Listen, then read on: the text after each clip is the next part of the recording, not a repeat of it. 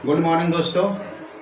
इससे पहले जो मैं वीडियो लेक्चर अपलोड किया था उसका मैं वीडियो नंबर देना भूल गया था। तो वो जो है ना वीडियो लेक्चर नंबर 3 है, ठीक है। उसमें क्या था, मैं क्या बताया था, concept of heat and work, heat and work, इसके बारे में मैं काफ़ी डीप में मेंशन किया था, ठीक है। तो आप लोग आशा है कि आप उसे अच्छे से पढ़े होंगे। और उस वीडियो का लास्ट टॉपिक क्या था, वर्क। मैं काफ़ी डीप में एक्सप्लेन किया था कि वर्क हमने डिफरेंट कंडीशंस लिया था कि आइसोथर्मल कंडीशंस है, रिवर्सिबल है, उसमें वर्क क्या होगा, ठीक है। और इरिवर्सिबल जो प्रोसेस लिए थे उसमें वर्क क्या होगा, उसका मैं फार्मूला वाले देता हूँ और उसमें कुछ एक बात बताता हूँ आप लोगों को। उस दिन जो था क्या था 2.303, यहाँ पर माइनस था 2.303 nRT log V2/V1। मैं ये ड्राइव किया था। ये किस कंडीशन में था, आइसोथर्मल और रिवर्सिबल प्रोसेस था। तो मैं यहाँ पर रिवर्सिबल को आर भी लिख दूँ, ठीक है, रिवर्सिबल। और जो इरिवर्सिबल प्रोसेस में था वो क्या था, मैं यहाँ पर इरिवर्सिबल सिंबॉलिकली रिप्रेजेंट करता हूँ कि इरिवर्सिबल प्रोसेस के लिए फॉर्मूला था वर्क का। तो क्या था, minus PEXT external pressure V2 minus V1। हाँ यही था ना। सुनाओ स्टूडेंट, यहाँ पे एक बात आप लोगों से बताना था, नोट करके लिख लीजिए, काफ़ी इम्पोर्टेंट है और जेईई में से पूछ सकता है इससे। जो रिवर्सिबल प्रोसेस में किया हुआ वर्क है ना वो ग्रेटर होता है इरिवर्सिबल प्रोसेस में किया गया वर्क, ठीक है। इरिवर्सिबल मतलब work done in reversible process is greater than work done in irreversible process. समझ रहे आप, ये माइनस नहीं है, इक्वल है, ठीक। तो आप लोग यहाँ पर कुछ सोच के बता सकते हैं, कुछ सोचिए, जिससे उसमें भी प्रोसेस V1 से V2 ही गया है और यहाँ भी V1 से V2 ही गया है, लेकिन इसमें वर्क डन ज़्यादा है और इसमें कम है। इससे आप क्या समझते हैं, वीडियो पॉज करिए और कुछ सोच के बताइए, क्योंकि मैं वीडियो पॉज नहीं करूँगा, ठीक है। आप लोग पॉज करके बताइए और मैं बता रहा हूँ, ठीक है। आप लोग सोच लीजिएगा कि मैं क्या बोलना चाह रहा हूँ, उसके बाद आप लोग आगे बढ़िएगा, स्टार्ट करिएगा वीडियो। सुनाओ, मैं यहाँ पे ये बताना चाहता हूँ स्टूडेंट कि मैं बताया था पाथ फंक्शन के बारे में, पाथ फंक्शन स्टेट फंक्शन पढ़ाया था ना, तो पाथ फंक्शन के बारे में बताया था। और मैं वहाँ पर ये बताया था कि पूरे थर्मोडायनेमिक्स में वर्क और हीट यही दो हैं जो क्या है, पाथ फंक्शन है। तो आप देखिए यहाँ पर दोनों में चूंकि V1 से V2 ही चेंज हुआ है, दोनों में वॉल्यूम सेम चेंज हुआ है, लेकिन यहाँ पर वर्क डन ज़्यादा होता है और यहाँ पर कम होता है।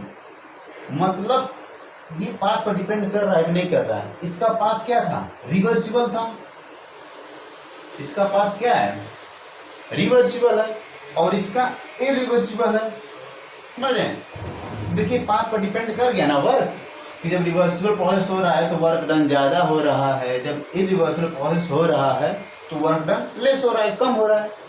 मतलब वर्क किस पर डिपेंड कर गया, पाथ पर डिपेंड कर गया ना, इसलिए वर्क क्या है, पाथ फंक्शन, ठीक। तो समझ में आया, समझ गए मुझे, यही बताना था। आज का जो नेक्स्ट टॉपिक है स्टूडेंट वो है इंटरनल एनर्जी।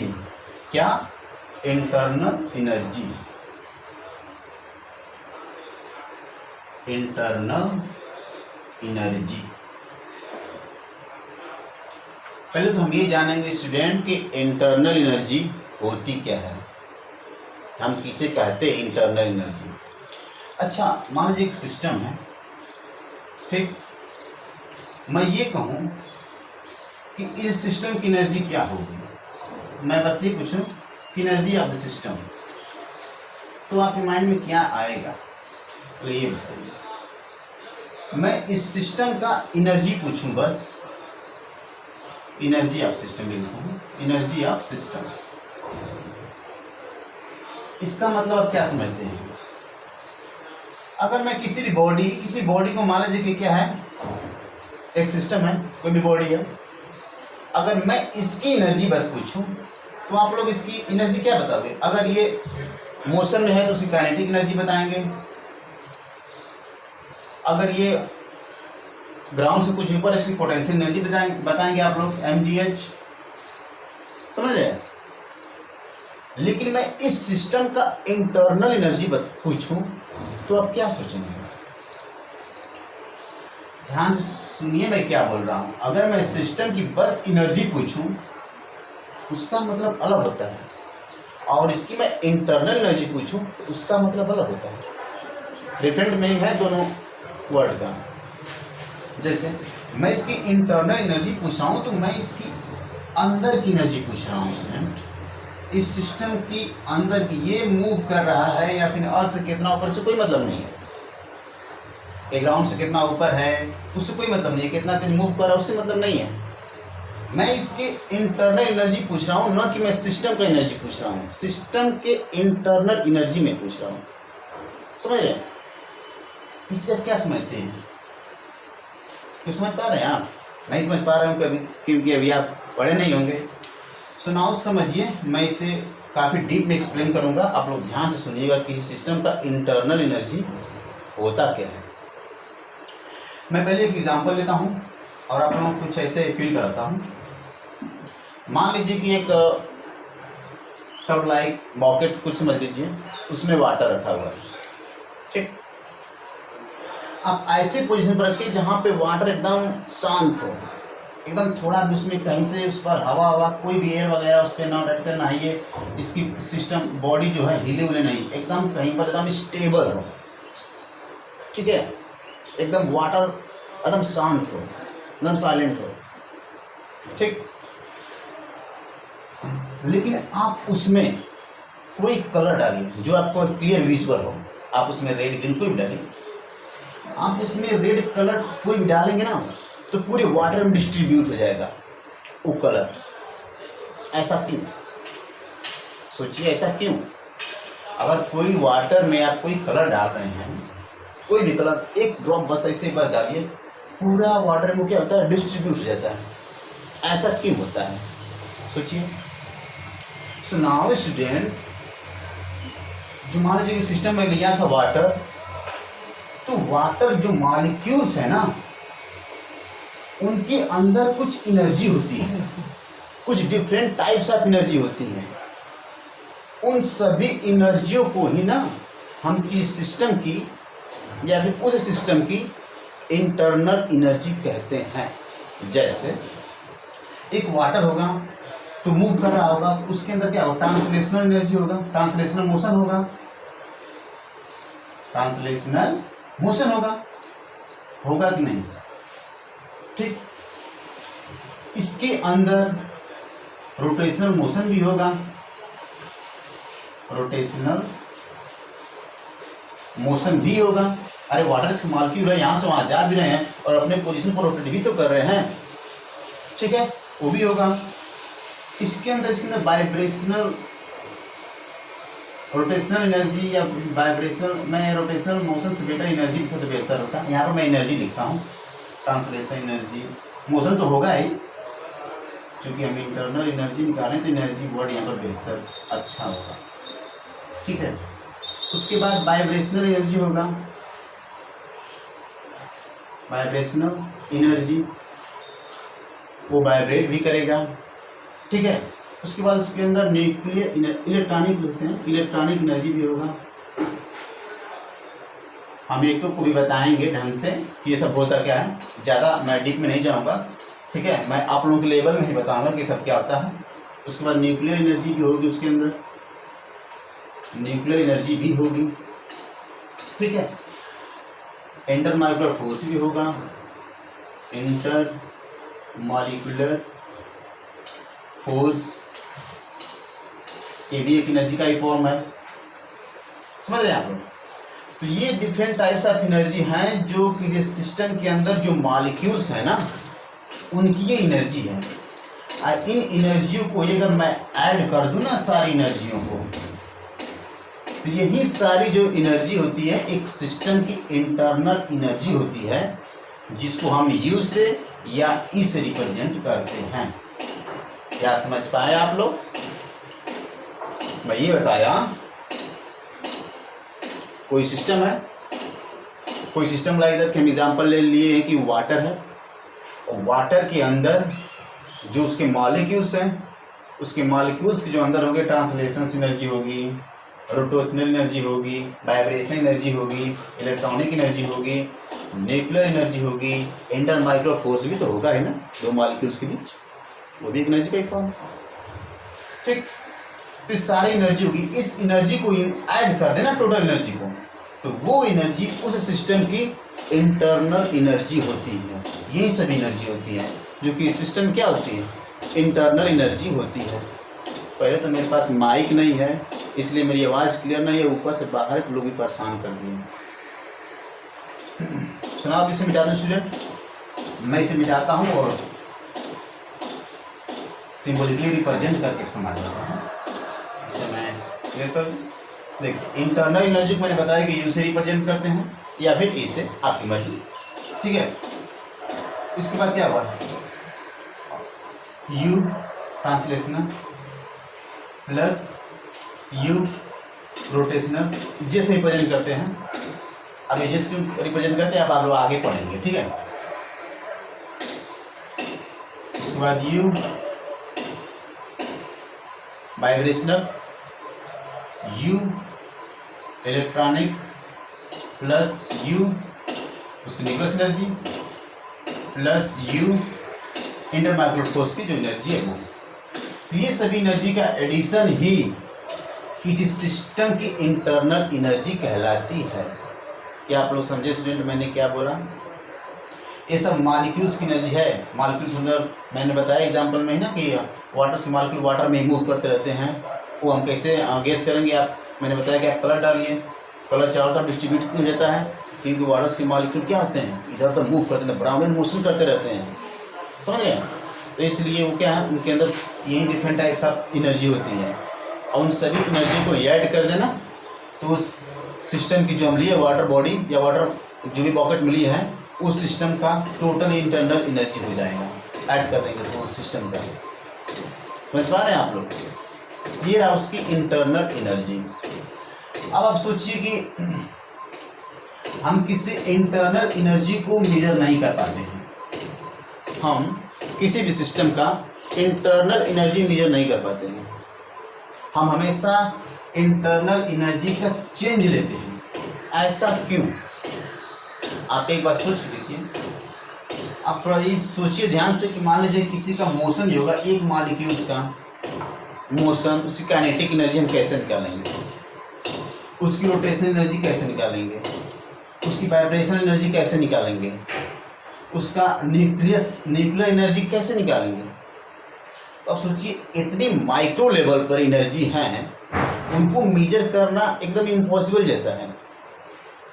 और एक मॉलिक्यूल्स के ऐसे एक बॉडी उस इनफाइनाइट नंबर्स ऑफ मॉलिक्यूल्स हैं, बहुत सारे मॉलिक्यूल्स हैं, हम कैसे सबका मेजर कर पाएंगे? इसलिए एक सिस्टम का इंटरनल एनर्जी मेजर करना पॉसिबल नहीं होता है। इसलिए हम लोग किसी सिस्टम का इंटरनल एनर्जी ना निकालकर और डायरेक्ट टोटल जैसे कि इंटरनल एनर्जी ना निकाल के उसका हम चेंज निकालते हैं कि उसकी इंटरनल एनर्जी में कितना चेंज हुआ है। समझ पा रहे हैं आप लोग? यदि आप हमसे कोई पूछे कि हम चेंज क्यों निकालते हैं तो आप लोग बताइएगा कि उसका इंटरनल एनर्जी निकालना पॉसिबल नहीं होता है, इसलिए हम इंटरनल एनर्जी क्या निकालते हैं, चेंज निकालते हैं। पूछ देंगे रीज़न क्या है तो बता दिया कि कितने numbers of different types of energy हैं, सबका एक मॉलिक्यूल्स का उतना कैसे पॉसिबल है, एकदम इम्पॉसिबल है, तो इसलिए हम मेजर नहीं कर पाते। ठीक है, ये रहा उसका रीजन्स। और स्टूडेंट जब मैं बता रहा था आप लोगों को एक्सटेंसिव और इंटेंसिव प्रॉपर्टी, मैं वीडियो लेक्चर नंबर 2 में बताया है, लेक्चर नंबर 2 में कि एक्सटेंसिव और इंटेंसिव क्या होती है, ये प्रॉपर्टी होती है सिस्टम की, आप लोग पढ़ेंगे, आप लोगों को आ भी रहा होगा। तो उस समय मैं ये कहा था कि आप लोग इंटरनल एनर्जी को बस याद कर लो, इंथैल्पी को और गिब्स की एनर्जी को मैं सब कहा था कि आप याद कर लो कि ये सभी भी एक्सटेंसिव प्रॉपर्टी होती है किसी सिस्टम की, लेकिन मैं बताया नहीं था कि कैसे होती है। ठीक है, सबको मेंशन किया था, लेकिन इन लोगों को मेंशन नहीं किया था, इसलिए क्योंकि मैं ये सोचा था उस समय कि जब इंटरनल एनर्जी बताऊंगा तो आप लोगों को जब ये मैं बताऊंगा तो समझना थोड़ा आसान रहेगा। अब ये इंटरनल एनर्जी एक्सटेंसिव प्रॉपर्टी कैसे होती है, यहाँ से आप लोग फट से समझ जाएंगे। देखिए कैसे, मैंने टोटल एनर्जी लिया था सिस्टम का, हाँ टोटल एनर्जी लिया था। मान लीजिए कि मैं ट्रांसलेशन एनर्जी ले रहा हूँ, ठीक है, यूटी, इस तरह सब लिए होंगे, इसी तरह और सभी हैं।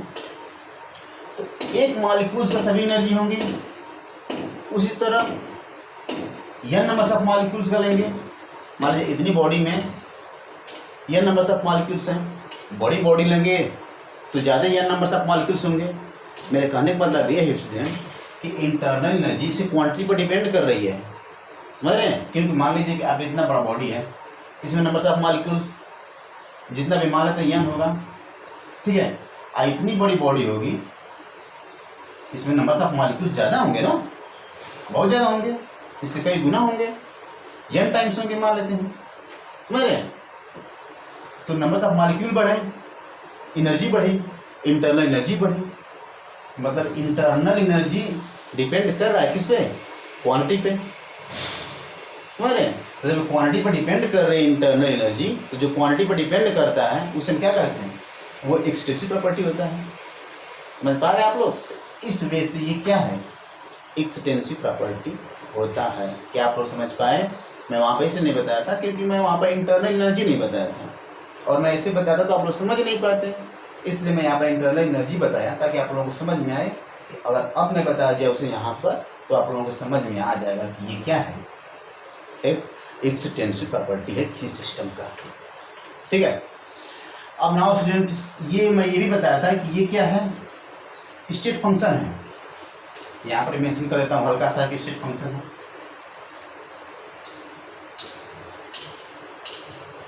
जो इंटरनल एनर्जी होता है ना स्टूडेंट, वो एक स्टेट फंक्शन होता है। स्टेट फंक्शन मीन्स ये स्टेट पर डिपेंड करता है। मान लीजिए कोई हम रिएक्शन कराएं तो उसकी इंटरनल एनर्जी, प्रोडक्ट का इंटरनल एनर्जी माइनस, यहाँ पर डेल लेंगे, रिएक्टेंट का इंटरनल एनर्जी के इक्वल होगा इसका चिन्ह। ये बात पर डिपेंड नहीं करता है, ये क्या है, एक स्टेट फंक्शन है। ये इनिशियल और फाइनल स्टेट पर ही डिपेंड करता है। समझ पा रहे हैं आप लोग। तो इसलिए क्या है, स्टेट फंक्शन होता है। आशा करता हूँ कि आप लोगों को समझ में आ रहा होगा कि इंटरनल एनर्जी क्या होती है। इंटरनल एनर्जी का जो कॉन्सेप्ट समझ पाए होंगे आप लोग। उसके बाद ये स्टेट फंक्शन होती है। उसके बाद मैंने ये बताया कि ये एक्सटेंसिव प्रॉपर्टी कैसे होती है, आप लोग समझे होंगे इससे अच्छी तरह से। उसके बाद स्टूडेंट मैंने ये बताया था कि मैं वहाँ पर जब हीट का कॉन्सेप्ट बता रहा था तो वहाँ पर भी हल्का से मैं बोल रहा हूँ कि जब मैं बताऊँगा कि इंटरनल एनर्जी क्या होती है ना, इंटरनल एनर्जी के यूज से प्रेजेंट करते हैं। ये इंटरनल एनर्जी क्या होती है, जब मैं वहाँ पर बताऊँगा तो हीट का कॉन्सेप्ट और अच्छी तरह से आप लोग को समझ पाओगे। अगर मैं वहाँ पर बताऊँ कि हीट क्या होती है तो समझ लो हीट क्या होती है। हल्का सा मैं मेंशन कर देता हूँ, चूँकि मैं वीडियो लेक्चर नंबर 3 में बताया हूँ, लेकिन मैं यहाँ पर भी बता दे रहा हूँ। हल्का सा कॉन्सेप्ट क्लियर होना चाहिए, ठीक है। जैसे मान लीजिए कि एक सिस्टम है, मैं सिस्टम में हमेशा वाटर मॉलिक्यूल लेता हूँ क्योंकि आप लोगों को समझना ईजी होगा। अगर इस सिस्टम का टेम्परेचर ज़्यादा है, इससे आप क्या समझते हैं, मान लेते 30 डिग्री सेल्सियस है, मान लेते हैं कि 30 डिग्री सेल्सियस है, और इधर क्या है, मान लेते हैं कि सराउंडिंग है, सराउंडिंग का टेम्परेचर जो है कि 50 डिग्री सेल्सियस है, 50, ठीक है। तो इससे आप क्या समझते हैं, इसकी टेम्परेचर ज़्यादा है, इसका मतलब कि इसमें जो इंटरनल एनर्जी होगा ना स्टूडेंट, इसका हाई है, ठीक है। इसका मतलब इंटरनल एनर्जी हाई होने का क्या समझ रहे हैं, मतलब आप इसका मतलब ये होगा जो ट्रांसलेशनल मोशन वो एकदम फास्ट होगा, वाइब्रेशन भी बहुत फास्ट हो रहे हैं, रोटेशन भी बहुत फास्ट हो रहा होगा, मैंने वहीं तो उसकी इंटरनल एनर्जी है ना। समझ पा रहे हैं आप लोग। जो मोशंस होगा मॉलिक्यूल्स का बहुत फास्ट हो रहा होगा, उसमें का रोटेशन भी एकदम बहुत फास्ट हो रहा होगा। और जैसे ही मैंने बताया था कि हीट भी एक एनर्जी का ही फॉर्म होता है, इतना तो आप लोग जानते ही होंगे। अब जैसे ही वो अपनी एनर्जी ट्रांसफर करता है ना लो टेम्परेचर की तरफ, तो वो एनर्जी क्या ट्रांसफर होती है, जब ट्रांसफर होती है इसकी इंटरनल एनर्जी जो होती है ना वही ही ट्रांसफर होती है।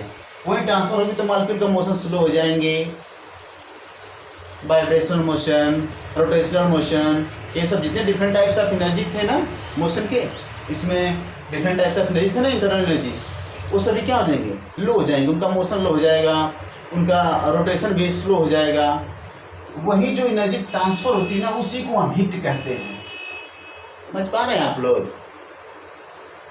ना? आप लोग समझे कि नहीं? मैं फिर से बोल रहा हूँ कि जो इसके अंदर की एनर्जी होती है ना, वो मॉलिक्यूल्स का जो डिफरेंट टाइप्स ऑफ एनर्जी है वही इसकी इंटरनल एनर्जी होती है। इसका टेम्परेचर ज़्यादा है, इसका मतलब ये होता है कि उसमें का मॉलिक्यूल्स, अरे आप देखिए ना, आप वाटर ही गर्म कीजिए पूरा बॉयल करने लगता है पूरा एकदम, उसमें का जो मॉलिक्यूल्स होते हैं उनका जानते हैं मोशंस, डिफरेंट टाइप्स ऑफ जितने भी इसमें मैं बताया ना वो सब फास्ट हो जाते हैं।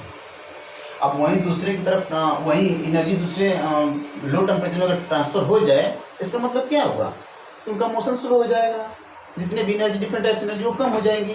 और वही जो एनर्जी ट्रांसफ़र हो रही है ना उसी को ही हम हीट कहते हैं। ऐसा आप लोग समझ गए होंगे कि हीट अप क्या होता है। तो हीट का हल्का सा मैं बस क्या ही बताता हूँ, मैं स्टूडेंट में चाहता हूँ कॉन्सेप्ट क्लियर हो, रटना क्या है, कॉन्सेप्ट क्लियर होना चाहिए, समझ रहे हैं आप लोग? तो उसी को हम हीट कहते हैं। तो आप लोग समझ गए होंगे इंटरनल एनर्जी क्या होता है, ये भी क्लियर हो गया होगा आप लोगों को। अब इसके आगे जो नेक्स्ट टॉपिक है आप लोगों का, जानते हैं क्या है? First law of thermodynamics. Thermodynamics का फर्स्ट लॉ क्या है? फर्स्ट लॉ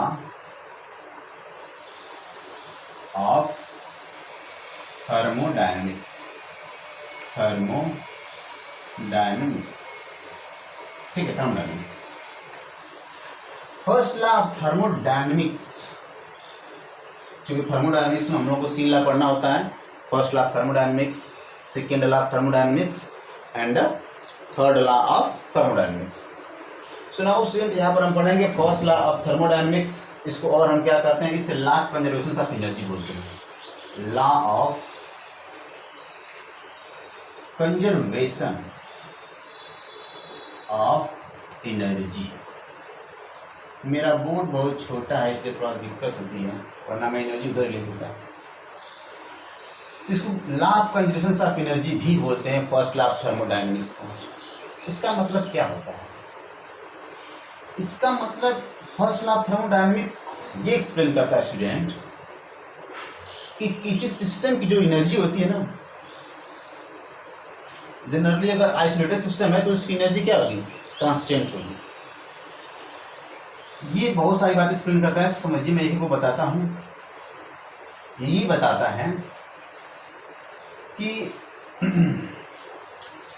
जैसे मान लीजिए पूरा यूनिवर्स की जो एनर्जी है ना यूनिवर्स में, यहाँ से नहीं, आप ये समझिए कि मान लीजिए किसी सिस्टम को अगर हम क्यों हीट दे रहे हैं ना, तो सिस्टम क्यों हीट जो एनर्जी दे रहे हैं, मान लीजिए जितना दे रहे हैं एनर्जी, तो उस एनर्जी के इक्वल ही वो वर्क भी करेगा। समझ रहे हैं आप? इसके बेस से हम ये भी कह सकते हैं कि जो पूरी यूनिवर्स की एनर्जी है ना वो कांस्टेंट है इसके थ्रू। मतलब मान लीजिए कि मैं किसी को क्यों हीट दिया, इससे हम उतना वर्क भी प्राप्त कर लिए या फिर उतना कोई दूसरी एनर्जी प्राप्त कर लिए, तो पूरी यूनिवर्स में कोई एनर्जी क्या हो रही है, चेंज तो हो रही है ना, एक फॉर्म से दूसरे फॉर्म में। इसका डेफिनेशन भी क्या होता है, energy can neither created nor destroy. इतना तो आप लोग जानते हैं बस 9th में ही, नॉट डिस्ट्रॉय ओनली चेंज या transform one energy form to another form. ठीक, क्या है, energy can neither be created होता है, ठीक है, नाइदर बी क्रिएटेड होता है, यहाँ पर बी वर्ड ये सब रटा रटाया है, आप लोग भी जानते होंगे। Energy can neither be created not destroyed, only change one energy form to another form. इसका मतलब आप लोग समझ रहे हैं कि एनर्जी तो ना ही हम नष्ट कर सकते हैं और ना ही क्रिएट कर सकते हैं, उसको हम सिर्फ क्या है वन फॉर्म से अनदर फॉर्म में चेंज कर सकते हैं। तो हम ये भी तो कर सकते हैं ना कि पूरा यूनिवर्स की जो एनर्जी है क्या है, कांस्टेंट है। जब हम चेंज ही नहीं कर सकते हैं तो पूरा यूनिवर्स की एनर्जी क्या होगी, कांस्टेंट होगी ना। क्या होगी, कांस्टेंट होगी पूरा यूनिवर्स का एनर्जी। तो ये फर्स्ट लॉ थर्मोडायनेमिक्स ये सब इसके थ्रू ये सब होता है, ठीक है। मतलब यही एक्सप्लेन करता है थर्मोडायनेमिक्स ये सब। सुनाओ आप लोग समझ पाए फर्स्ट लॉ थर्मोडायनेमिक्स क्या है। आप सीधा समझ लीजिए कि law of conservation of energy, energy ना ही हम क्रिएट कर सकते हैं और ना ही हम नष्ट कर सकते हैं, बस एक फॉर्म से दूसरे फॉर्म में हम चेंज कर सकते हैं। ये रहा फर्स्ट लॉ ऑफ थर्मोडायनेमिक्स, ठीक। अब इसका मैथमेटिकल फॉर्मुलेशन क्या है, मैं यहाँ लिख सकता हूँ कि mathematical formulations of first law of thermodynamics,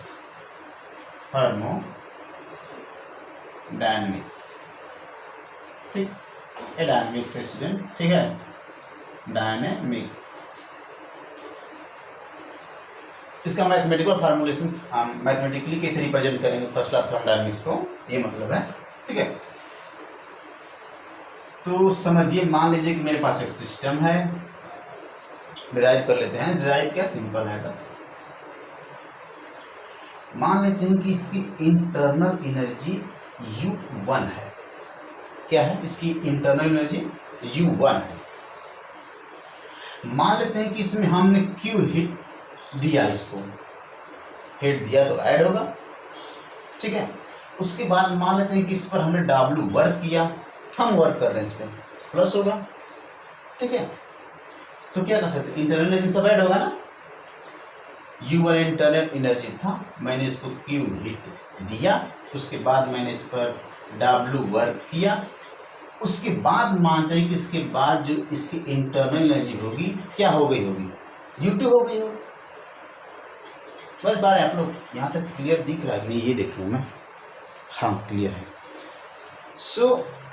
समझ रहे हैं आप लोग, इतना इस U1 था, मैंने इसको हिट Q दिया, उस पर वर्क W किया, उसके बाद इंटरनल एनर्जी चेंज हुई होगी ना, तो कहाँ चली गई होगी, U2 हो गया होगा, चेंज हो गया। इसको मैं क्या लिख सकता हूँ,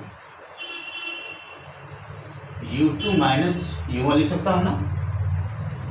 तो क्या लिख सकता हूँ उसके बाद, Q plus W equal to del U लिख सकता हूँ इतना। यही है first law of thermodynamics, mathematical formulation, mathematical formula कह सकते हैं ये। समझ रहे आप लोग, ये फर्स्ट लॉ ऑफ थर्मोडायनेमिक्स, उसके फार्मूले हैं। मैं इरेज कर दूँ सब, क्योंकि ऊपर लिखूंगा, इससे इरेज से कि मैं ऊपर लिख देता हूँ। क्लियर, मैं क्या लिखा था फर्स्ट लॉ ऑफ थर्मोडायनेमिक्स को, यही है आप लोगों का फर्स्ट लॉ ऑफ थर्मोडायनेमिक्स। समझ पाए आप लोग। अब देखिए, हमने थर्मोडायनेमिक्स प्रोसेस के बारे में पढ़ा था, एकदम स्टेप बाय स्टेप बता रहा हूँ, जैसे आप लोगों की बुक में दिया गया है, आप लोगों के सिलेबस में जैसे दिया गया है, मैं वैसे ही बता रहा हूँ एकदम स्टेप बाय स्टेप। हमने थर्मोडायनेमिक्स प्रोसेस के बारे में पढ़ा था स्टूडेंट, क्या आप लोगों को याद है, थर्मोडायनेमिक्स प्रोसेस। आप लोग वीडियो पॉज करिए और जितना थर्मोडायनेमिक्स प्रोसेस मैंने बताया था सबका नाम लिख लीजिए, बेहतर होगा। देखिए लिख करके आप लिख पा रहे हैं कि नहीं, तो इसमें बता रहा हूँ, आप लोग वीडियो पॉज करके लिख लीजिएगा, उसके बाद स्टार्ट कीजिएगा वीडियो। मैंने पहले बताया था कि isothermal process, isothermal process, process में पी से रिप्रेजेंट कर रहा हूँ, ठीक है। उसके बाद मैंने बताया था एडियाबैटिक नहीं, आइसोबारिक बताया था। अरे ऊपर नीचे कुछ भी उससे दिक्कत नहीं है, ठीक है। आइसोबारिक प्रोसेस, उसके बाद थर्ड है आइसोकोरिक आइसोकोरिक प्रोसेस। उसके बाद फोर्थ मैंने बताया था एडियाबैटिक प्रोसेस। उसके बाद फिफ्थ था साइक्लिक प्रोसेस। ये प्रोसेस मैंने बताया फिफ्थ, ठीक है। So now student, first law of thermodynamics में ये सभी प्रोसेस का मतलब ना समझते हैं कि अगर ये सब प्रोसेस हो रहा है तो फर्स्ट लॉ ऑफ थर्मोडायनेमिक्स को कैसे समझेंगे, उसमें ऐसा कौन सी फिनोमेना यहाँ पर होगी उसको समझते हैं। तो हम वन स्टेप बाय स्टेप एक एक को समझते हैं, और मैं बस समझेंगे नहीं, रटेंगे नहीं, एकदम फील करा दूंगा कि ऐसे होता है तो ऐसा होता है, रटना नहीं है। पूरी कॉन्सेप्ट पर आप जाओ, क्लियर। मेरी जुबान फंस रही, थोड़ा सा पाएंगे नहीं।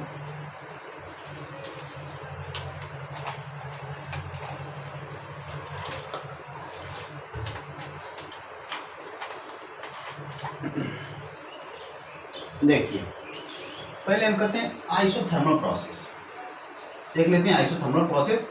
उसके बाद इस पर अप्लाई करते हैं कि इसमें कौन सी फिनोमेना होंगे। आइसोथर्मल प्रोसेस, मैंने बताया था स्टूडेंट कि आइसोथर्मल प्रोसेस में ना टेम्परेचर 0 होता है। मतलब ये कि आइसोथर्मल प्रोसेस जो हो रहा है उस प्रोसेस के दौरान, ड्यूरिंग द प्रोसेस, जो टेम्परेचर होता है ना वो कांस्टेंट होता है। क्या होता है? ड्यूरिंग द प्रोसेस टेम्परेचर क्या होता है? कांस्टेंट होता है। ठीक, जब टेम्परेचर कांस्टेंट होगा ना तो उसके इंटरनल एनर्जी में जो चेंज है ना ये 0 होगा। ये क्या होगा? 0 होगा। मैं अभी सिस्टम बनाऊंगा और पूरा फील कराऊंगा कैसे 0 हो रहा है, ठीक है, घबराइए मत आप। तो मान लीजिए कि ये 0 होगा, उसके बाद यहाँ पर क्या हो जाएगा, हम यहाँ पर 0 रखेंगे तो 0 equal to Q plus W होगा। तो Q बराबर क्या हो जाएगा? Minus W। होगा कि नहीं होगा? हो जाएगा ना, इतना तो आप लोग जानते होंगे। ठीक, अब आइए हम फील कराते हैं कि ऐसा कैसे होता है। मान लीजिए कि एक सिस्टम है, और मैं इसको इधर लिख देता हूँ ताकि सिस्टम अच्छे से यहाँ पर, मैंने क्या प्रूफ हुआ था, यही हुआ था, यहाँ पर लिखता हूँ और सिस्टम यहाँ पर। मान लीजिए कि एक सिलेंडर है, मैं आप लोगों से बताया कि पूरे थर्मोडायनेमिक्स में एक सिलेंडर चलता है, ठीक है, चाहे टीचर कोई भी हो, सिलेंडर सबको ही पसंद है, मतलब हर कोई यही सिलेंडर लेता है, समझने में आसानी होता है इससे, ठीक है। अब मान लीजिए स्टूडेंट कि इसको हमने क्यों हिट दिया, ठीक है, और इस पिस्टन को हम तेजी से पकड़े हुए हैं, एकदम हिलने नहीं देंगे। मान लीजिए ऐसा हम कर रहे हैं, समझने के लिए आपको मैं फील करा रहा हूँ इसका मतलब क्या है। मान लीजिए कि मैंने इसको क्यों हिट दिया और पिस्टन को एकदम उसी पर कांस्टेंट रोके हुए हैं, तो इसकी इंटरनल एनर्जी बदल जाएगी ना, बदलेगी नहीं बदलेगी? सोचिए, बदल जाएगी स्टूडेंट। अगर हिट देंगे तो मॉलिक्यूल सारे जो थे इसके अंदर उनकी एनर्जी बढ़ेगी, और वहीं सबका एडिशन क्या होता है? इंटरनल एनर्जी होता है, तो इंटरनल एनर्जी बढ़ेगी, ठीक है।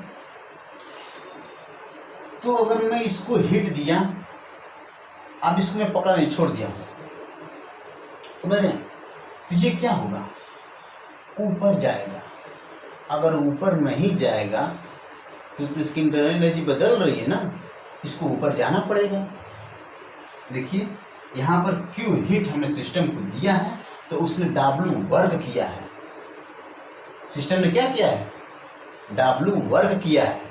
अगर वो W वर्ग नहीं करेगा तो ये पूरे प्रोसेस ही गलत हो जाएंगे, ठीक है। उसको करना पड़ेगा, जितना हमने हिट दिया उसको उतना वर्क करना पड़ेगा, तभी उसकी इंटरनल एनर्जी 0 होगी, तभी वो आइसोथर्मल प्रोसेस होगा।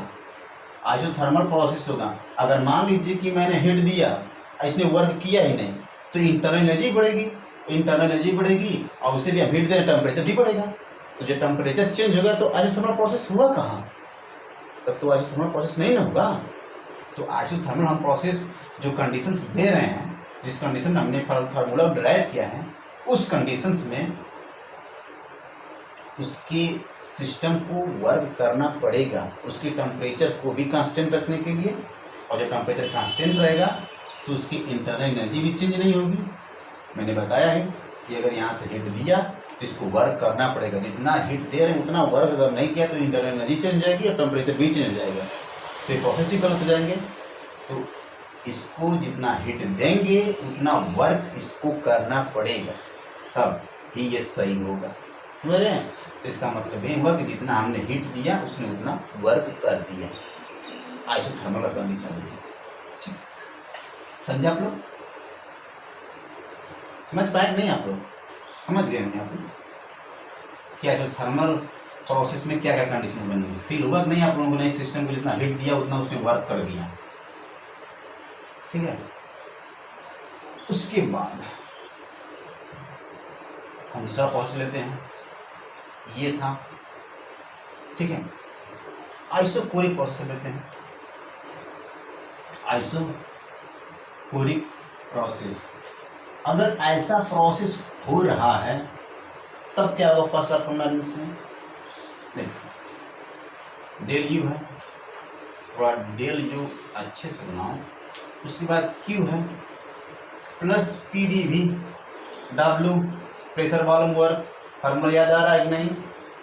आ रहा होगा, नहीं आ रहा होगा तो आप लोग पढ़ नहीं रहे मन से। ठीक है, मैंने कहा आइसोकोरिक प्रोसेस। आइसोकोरिक प्रोसेस में होता क्या है पहले ये जान लीजिए। तो उसमें क्या होता है कि वॉल्यूम जो होता है क्या है? कांस्टेंट होता है। डेल वी इक्वल टू क्या होता है? जीरो होता है। तो जब डेल वी जीरो होगा तो यहाँ पर आप रखेंगे तो ये वैल्यू तो जीरो हो जाएगा ना, वर्क नहीं होगा, हो जाएगा। तो उसकी इंटरनल एनर्जी किसके बराबर हो जाएगी? क्यू के बराबर हो जाएगी। तो इसको जो एट कांस्टेंट, अब मैं इसमें बोल सकता हूँ कि एट कांस्टेंट वॉल्यूम पर प्रोसेस हुआ है। आइसोकोरिक मींस क्या? एट कांस्टेंट वॉल्यूम पर प्रोसेस हुआ है। इसको मैं क्यू भी से रिप्रेजेंट कर लूँ। ठीक है, इसका मतलब ये हुआ स्टूडेंट कि कांस्टेंट वॉल्यूम पर जिस प्रोसेस में जो कुछ चेंज हुआ है ना, उसकी इंटरनल एनर्जी में जो चेंज हुआ है वो इस हीट के बराबर है। या फिर ये मैं बोल सकता हूं कि एट कांस्टेंट वॉल्यूम या फिर आइसोकोरिक प्रोसेस में जो प्रोसेस हुआ है आइसोकोरिक प्रोसेस, उसमें जो जितना हीट एक्सचेंज हुआ है ना, वो चेंज ऑफ इंटरनल एनर्जी के बराबर है। समझ रहे हैं आप लोग?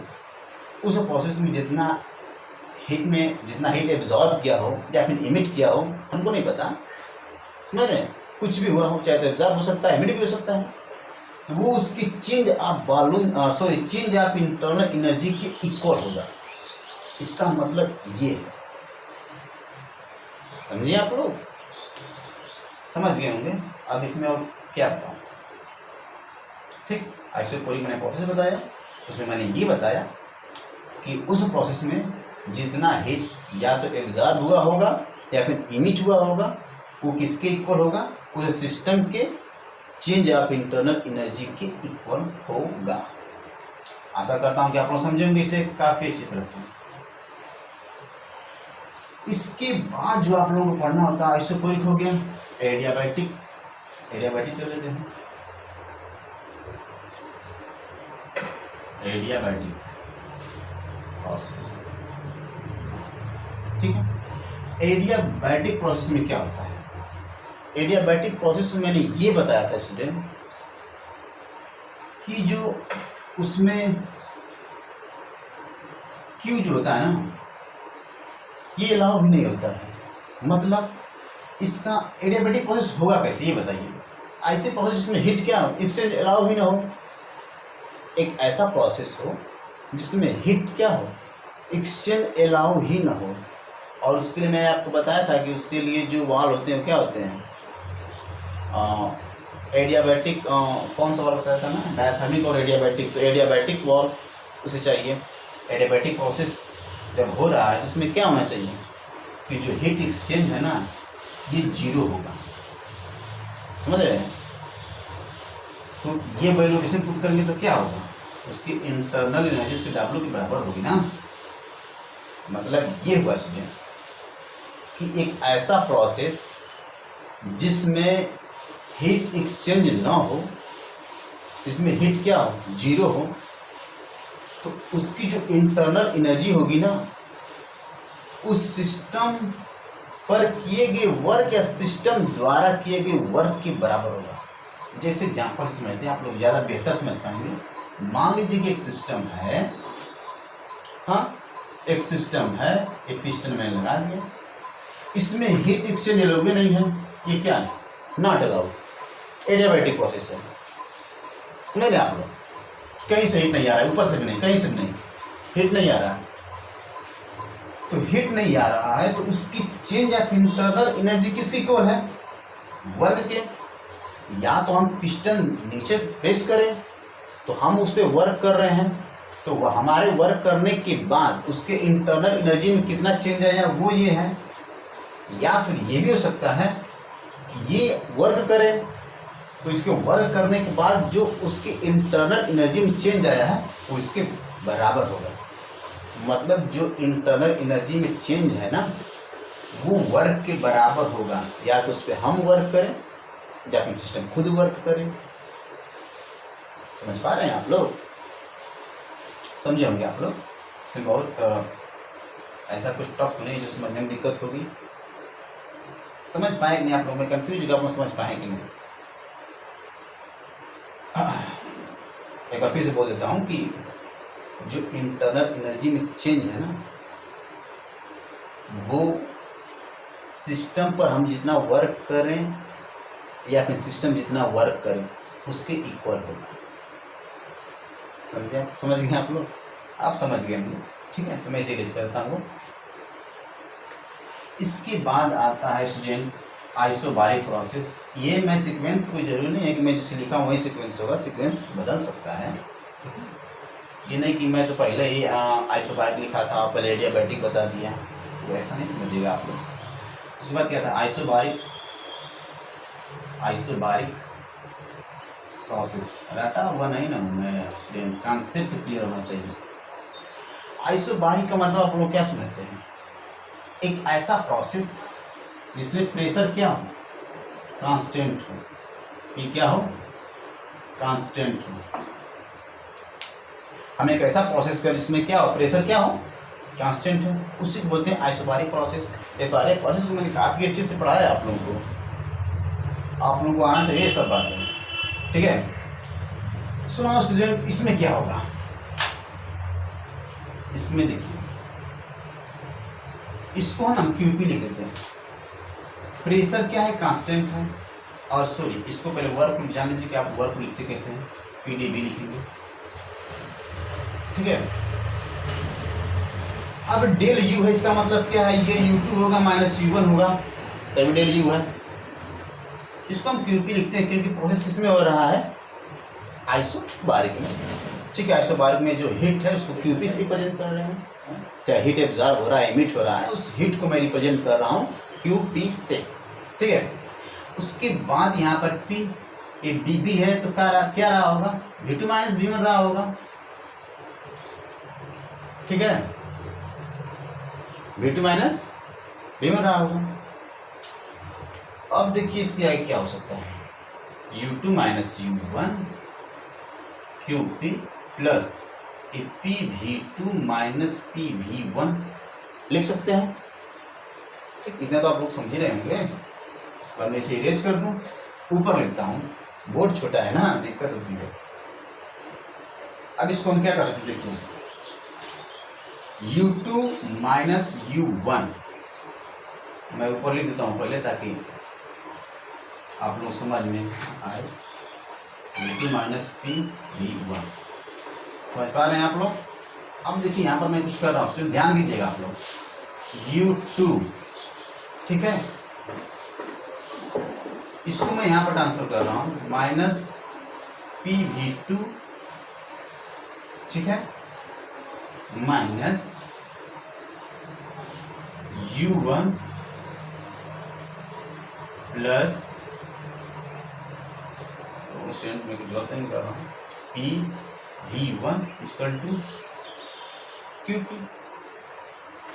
ठीक है, कुछ गलत तो नहीं ना मैंने किया, कुछ गलत कर दिया क्या? U2 माइनस U1 है, Q है, V2 माइनस V1 होगा, ठीक है। सुनाओ U2 V1 माइनस V2, मैंने मिस्टेक तो नहीं किया? क्या मैं एक सेकेंड स्टूडेंट, मैं मिस्टेक कर रहा हूँ क्या? मैंने क्या लिखा था यहाँ पे? Q plus P dV du x। So now student, एक मेरे माइंड से उतर गया था, सिंपल सी बात थी कि ये जो मेरा जो पहले स्टेप था थोड़ा सा उसमें मैं क्या स्ट्राइक नहीं किया, ठीक है। तो इसमें क्या था कि वो V2 से क्या था, कोई वर्क हो रहा है कांस्टेंट प्रेशर पे, तो कोई V1 से V2 जा रहा है, ठीक है। हम मान लेते हैं कि गैस क्या कर रही है, एक्सपेंड कर रही है। कौन वर्क कर रहा है? सिस्टम वर्क कर रहा है, वर्क डन बाई सिस्टम। बस अच्छे से मैं लिखूँ ना, लग रहा है क्या कर रहा हूँ। कोई V1 से V2 जा रहा है, तो हम मान रहे हैं गैस क्या कर रही है, एक्सपेंड कर रही है। तो जब गैस एक्सपेंड कर रही है तो वर्क कौन कर रहा है? सिस्टम कर रहा है। और जब सिस्टम वर्क करता है तो W क्या होता है? माइनस W के इक्वल होगा ना, साइन कन्वेंशन में बताया हूँ, ठीक है। तो आप लोगों को आना चाहिए कि W किसके इक्वल होगा? माइनस W के, ठीक। तो यहाँ पर del U Q minus W हो जाएगा, ठीक है। हमने ऐसा क्या माना है कि इसमें क्या हो रही है, वर्क कौन कर रहा है? सिस्टम कर रहा है, मतलब कि वो एक्सपेंड हो रहा है, समझ रहे हैं आप लोग। तो यहाँ पर उसको हम कैसे और लिख सकते हैं? और W बराबर क्या होता है? PdV होता है, ये भी आप लोग जानते होंगे, प्रेशर वॉल्यूम वर्क, ठीक है। यहाँ पर हम क्या लिख सकते हैं? U2 माइनस U1, तभी तो डेल U है, ठीक।